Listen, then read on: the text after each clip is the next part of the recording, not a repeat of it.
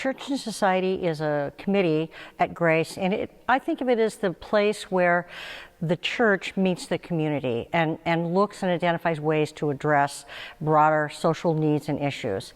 And we do somewhat follow some of the priorities of the national and international church, but each church can determine its own areas of focus.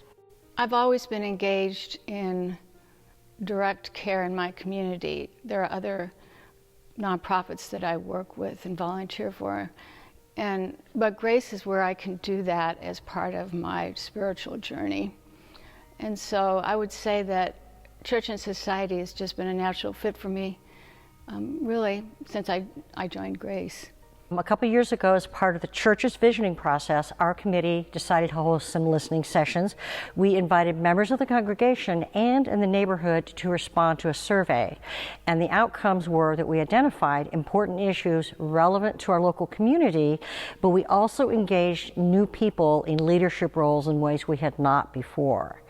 And I think the other outcome of that was that we found out how the neighborhood views this church. And I wouldn't have known until that survey that people really valued our free meals, our free clinic, the preschool, and the impact of some of the other services like our migrant legal clinic that it's had in the community. And I found that to be very gratifying and to emphasize the important role that Grace has in this community and neighborhood.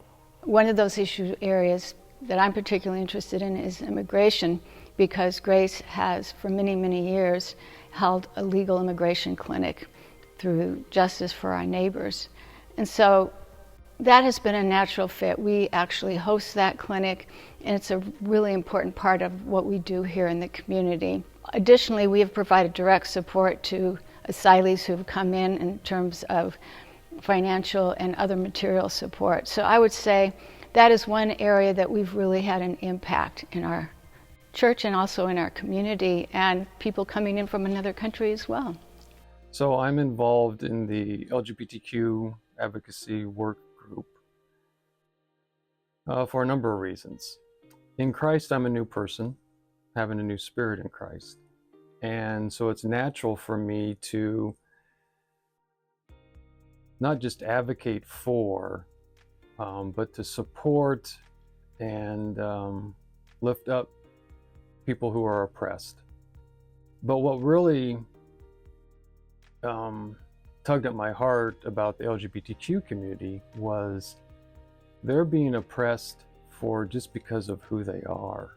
To me, that's a devastating oppression. Just absolutely devastating. We identified, again, a number of areas of priority, for example, LGBTQ issues, climate recycling, migrant immigration work, some social justice issues, and we've continued that.